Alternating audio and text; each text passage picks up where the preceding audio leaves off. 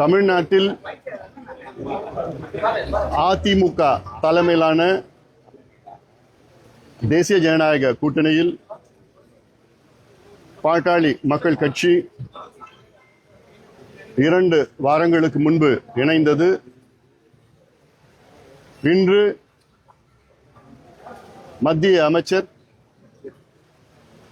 என்னுடைய இனிய நண்பர் திரு பியூஷ் கோயல் அவர்கள் தேசிய ஜனநாயக கூட்டணியின்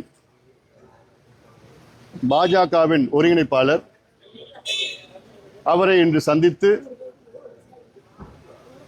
வருகின்ற தேர்தலில்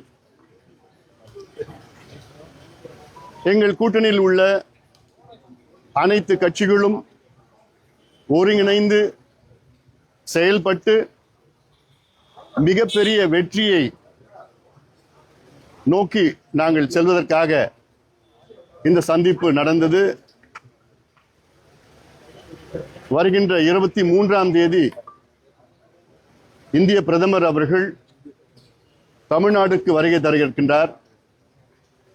அதற்கு ஏற்பாடுகளை செய்து வருகின்றோம். தமிழ்நாட்டில் அனைத்து தரப்பு மக்கள் திமுக அரசு மீது மிகுந்த கோபத்தில் இருக்கின்றார்கள். அன்றாடம் தமிழ்நாட்டிலே பல தரப்பு மக்கள் போராடி வருகிறார்கள். குறிப்பாக ஆசிரியர்கள் ஒரு பக்கம், இணை பேராசிரியர்கள் ஒரு பக்கம், இடைநிலை ஆசிரியர்கள் 25 நாட்களாக போராடி வருகிறார்கள். சத்துணவு ஊழியர்கள் போராட்டம் செய்கிறார்கள். துப்புரவு பணியாளர்கள் போராட்டம் செய்து கொண்டிருக்கின்றார்கள். செவிலியர்கள், மருத்துவர்கள், கறிக்கோழி விவசாயிகள், பெண்கள், மாணவர்கள் போன்ற பல தரப்பு மக்கள் இந்த ஊழல் மோசமான திமுக ஆட்சியை எதிர்த்து அன்றாடம் ஆங்காங்கே போராட்டம் செய்து வருகிறார்கள். திமுக மீது அனைத்து தரப்பு மக்கள், குறிப்பாக பெண்கள், பெற்றோர்கள், மாணவர்கள், நெசவாளர்கள், விவசாயிகள், அரசு ஊழியர்கள் போன்ற அனைத்து தரப்பு மக்களும் இன்று மிகுந்த கோபத்தில், ஆத்திரத்தில் இருக்கின்றார்கள். தமிழ்நாட்டில் எங்கு பார்த்தாலும் போதை கலாச்சாரம். நேற்று கூட திருவள்ளூர் மாவட்டத்தில் கும்மிடிப்பூண்டி அருகிலே, திருத்தணி அருகில் போதை பொருட்களை பயன்படுத்தி கொடூரமான முறையிலே கொலைகள், அன்றாடம் 3-4 கொலைகள் போதை பழக்கத்தால் நடைபெற்றுக் கொண்டிருக்கிறது. ஆனால் முதலமைச்சர் ஸ்டாலின் அவர்களுக்கு அதற்கு சம்பந்தமே இல்லாமல் ஒரு சூழல் இருக்கிறது. அதனால்தான் பாட்டாளி மக்கள் கட்சி அதிமுக தலைமையிலான கூட்டணியில் சேர்ந்ததற்கு காரணம் இந்த மோசமான திமுக ஆட்சி, மக்கள் விரோத ஆட்சி, விவசாயிகள் எதிரான ஒரு ஆட்சி, பெண்களுக்கு எதிரான ஒரு ஆட்சி, ஊழல் ஆட்சி, திமுக ஆட்சியை அகற்ற வேண்டும் என்ற ஒரே நோக்கத்திற்காகத்தான் நாங்கள் இந்த கூட்டணியில் சேர்ந்திருக்கின்றோம். எங்கள் கூட்டணி மிகப்பெரிய வெற்றி பெறும், உறுதியாக வெற்றி பெறும். இந்த 5 ஆண்டு காலத்திலே திமுக பொய்களை சொல்லி ஆட்சி செய்து கொண்டிருக்கிறார்கள். அதாவது நேற்று கூட ஒரு பொய், சட்டமன்றத்திலே ஆளுநர் உரை, இந்த ஆளுநர் உரையிலே திமுக அரசு அவர்கள் சொன்ன ஒரு பொய், அதாவது ஆளுநர் உரை என்றால் திமுக அரசு கொடுத்தது தான் ஆளுநர் பேசணும், அது படிக்கணும். அதுல ஒரு பொய் என்னன்னா, தமிழ்நாட்டில் 12,16,000 கோடி தொழில் முதலீடு வந்துவிட்டது என்ற ஒரு மிகப்பெரிய பொய்யை திமுக சொல்லியிருக்கிறது. இது சம்பந்தமாக கடந்த மாதம் ஒரு ஆவணத்தை நான் வெளியிட்டேன், திமுக பொய்யான முதலீடுகள் என்று. அதில் அவர்கள் சொன்ன பொய், கடந்த மாதம் 11,32,000 கோடி முதலீடு வந்துவிட்டது என்றும் 34 லட்சம் பேருக்கு வேலை வாய்ப்பு கிடைத்தது என்றும் சொன்ன பொய்யில் என்னுடைய ஆவணம் வெளியிட்ட பிறகு தொழில்துறை அமைச்சர் அதெல்லாம் அவ்வளவு வரல, 23 விழுக்காடு முதலீடு வந்தது என்று அதையும் பொய் சொல்லியிருக்கின்றார். தமிழ்நாட்டில் இன்று உண்மையான முதலீடு, தொழில் முதலீடு 1 லட்சம் கோடிக்கு குறைவாக.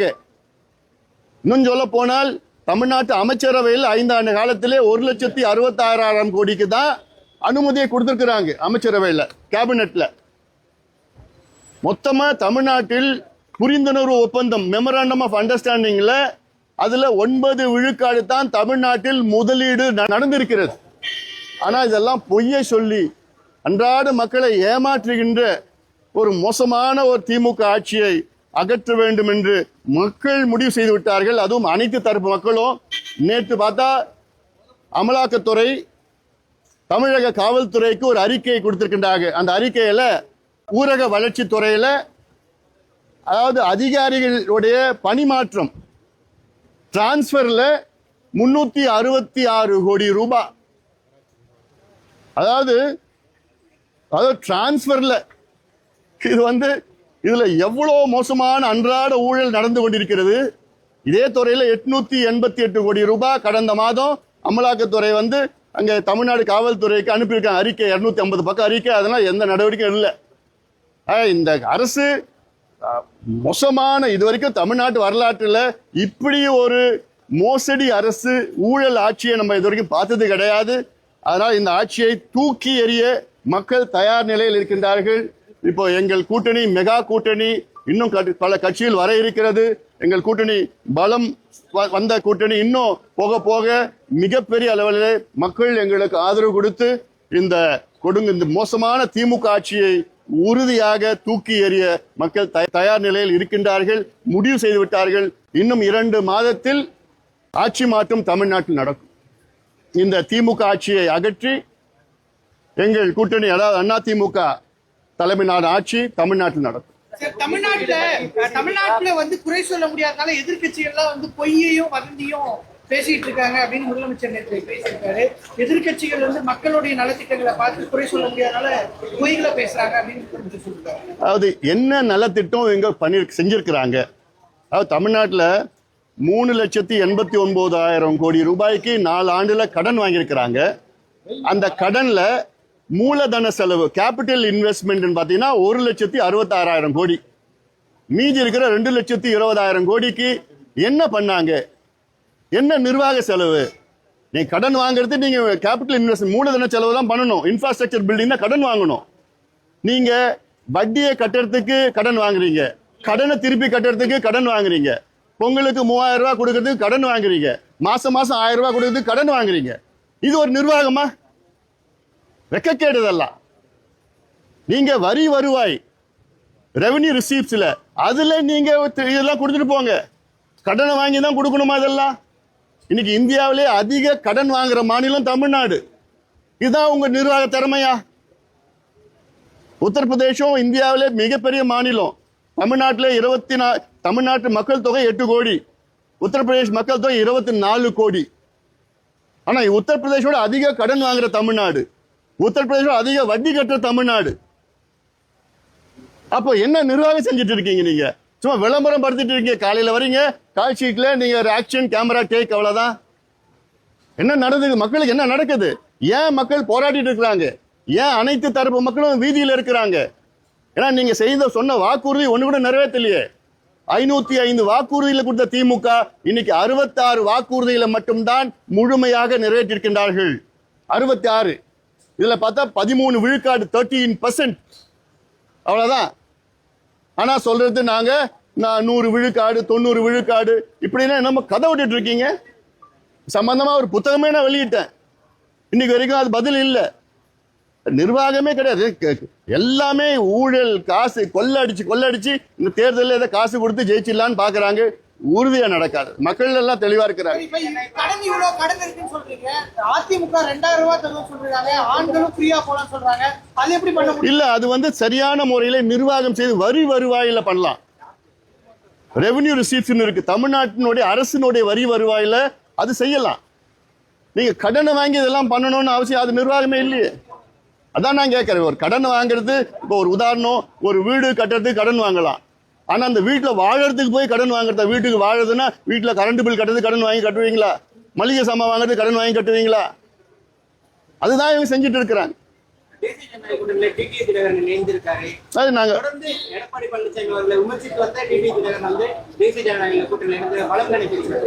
நிச்சயமா எங்க கூட்டணிக்கு பலம் தான். அவரை வரவேற்கின்றோம். இது போன்ற இன்னும் சில கட்சிகள் வர இருக்கிறது. வந்ததுன்னா இன்னும் கூடுதலாக பலம் எங்கள் கூட்டணிக்கு வரும். குறிப்பா இந்த தேசிய ஜனநாயக கூட்டணியில அதிமுக கூட்டணி வைத்ததாக இருக்கட்டும், டிடி தினகரன் இணைந்ததாக இருக்கட்டும், பாமக இணைவதாக இருக்கட்டும், பாஜகவோட அழுத்தத்தின் காரணமாக தான் தேசிய ஜனநாயக கூட்டணியில் அந்த கட்சிகள்லாம் இணையறாங்கன்னு திமுக சார்பாக தொடர்ந்து விமர்சனம் முன்வைக்க. அதாவது திமுக வைக்கின்ற ஒரே விமர்சனம் என்னன்னா, இது ஏதோ பாஜக பாஜக பாஜக.